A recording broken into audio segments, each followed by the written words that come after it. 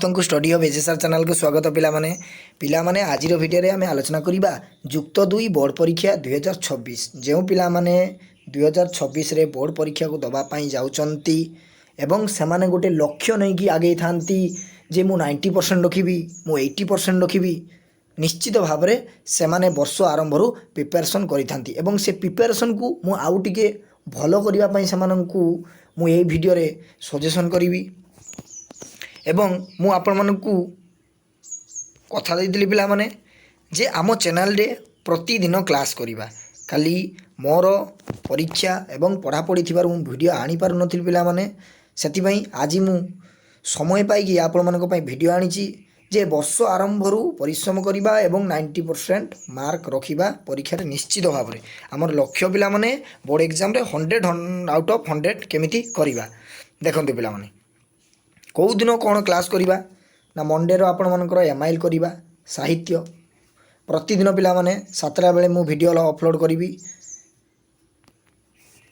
ଏବଂ ଟ୍ୟୁଜଡେରେ ଇଂଲିଶ କରିବା ଏବଂ ବୁଧବାର ପିଲାମାନେ ରାଜନୀତି ବିଜ୍ଞାନ, ଥର୍ସଡେ ଆପଣମାନଙ୍କର ଇକୋନୋମିକ୍ସ, ଫ୍ରାଇଡେ ତୁମମାନଙ୍କର ପିଲାମାନେ ହିଷ୍ଟ୍ରି କରିବା, ସଟରଡେ ତୁମମାନଙ୍କର ଲଜିକ୍ ପଢ଼େଇବି। ଦେଖନ୍ତୁ ପିଲାମାନେ, ଏତିକି ଜିନିଷ ଆପଣମାନେ ନୋଟ୍ କରିନିଅନ୍ତୁ ଏବଂ କମ୍ୟୁନିଟିରେ ମୁଁ ମଧ୍ୟ ପୋଷ୍ଟ କରିଦେବି କେଉଁଦିନ କ'ଣ କ୍ଲାସ୍ ହେବ। ଆଉ ଗୋଟେ କଥା ପିଲାମାନେ, ଆପଣମାନେ ପରିଶ୍ରମ କରିବା ଦରକାର। ମୁଁ ତ ଆପଣମାନଙ୍କୁ ମାଛ ଧରାଇବା ଶିଖାଇଦେବି କେମିତି ଧରାଯାଏ, କିନ୍ତୁ ଧରିବା ଦାୟିତ୍ୱଟା ହେଉଛି ଆପଣମାନଙ୍କର। ସେଇଭଳି ପରିଶ୍ରମ କରିବା ଦରକାର। ମୁଁ ଆପଣମାନଙ୍କୁ ପଢ଼େଇଦେବି, ଯଦି ଆପଣମାନେ ନ ପଢ଼ିକି ମୋବାଇଲରେ ଗେମ୍ ଖେଳିବେ, ସର୍ଟସ୍ ଦେଖିବେ, ପରୀକ୍ଷା ବେଳକୁ ଆପଣମାନେ ହଇରାଣ ହେବେ ଏବଂ ପରୀକ୍ଷାରେ ଫେଲ୍ ହେଇଯିବାର ସମ୍ଭାବନା ବି ଅଧିକ ଥାଏ। ସେଥିପାଇଁ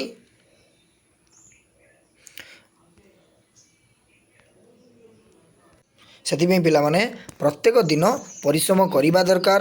ଏବଂ ମୁଁ ଛୋଟିଆ ଉଦାହରଣ ସ୍ୱରୂପ ଆପଣମାନଙ୍କୁ ଦେଉଛି, ଯେତେବେଳେ ଗୋଟେ ଟ୍ୟୁବୱେଲ୍ ପାଖରେ ପିଲାମାନେ ପକ୍କାର କୁଣ୍ଡଟିଏ ହୋଇଥାଏ ଏବଂ ସେଥିରେ ଲୋକମାନେ ପାଣି ନିଅନ୍ତି ଏବଂ ସେ ପାଣି ଠୁପେ ଠୁପେ ପିଲାମାନେ ପ୍ରତ୍ୟେକ ଦିନ ପଡ଼ିକି ସେ ପକ୍କା କୁଣ୍ଡଟା ଖାଲ ହୋଇଯାଏ। ସେମିତି ପିଲାମାନେ ଆମେ ଯଦି ପ୍ରତ୍ୟେକ ଦିନ ଟିକେ ଟିକେ ପରିଶ୍ରମ କରିବା, ପରୀକ୍ଷା ବେଳକୁ ଆମର ଆଉ କିଛି ଅସୁବିଧା ହେବ ନାହିଁ।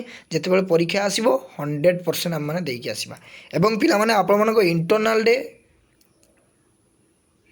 20ରୁ 20 କେମିତି ରଖିବେ ସେ ଦାୟିତ୍ୱ ପୁରାପୁରି ମୋର। ଯେତିକି ପିଲାମାନେ ପଢ଼େଇବି ସେତିକି ନିଶ୍ଚିତ ଭାବରେ ଇଣ୍ଟରନାଲରେ ଆସିବ, ଏଥିରେ କୌଣସି ସନ୍ଦେହ କରିବା ନାହିଁ। ସେଥିପାଇଁ ପିଲାମାନେ ଚ୍ୟାନେଲକୁ ସବସ୍କ୍ରାଇବ୍ କରନ୍ତୁ। ଯଦି ଚ୍ୟାନେଲକୁ ଆଗକୁ ବଢ଼ାଇବା ପାଇଁ ଚାହୁଁଛନ୍ତି ସମସ୍ତ ସାଙ୍ଗମାନଙ୍କୁ ସେୟାର କରିଦିଅନ୍ତୁ ଏବଂ ରହୁଛି ଜୟ ଜଗନ୍ନାଥ, ବନ୍ଦେ ଉତ୍କଳ ଜନନୀ।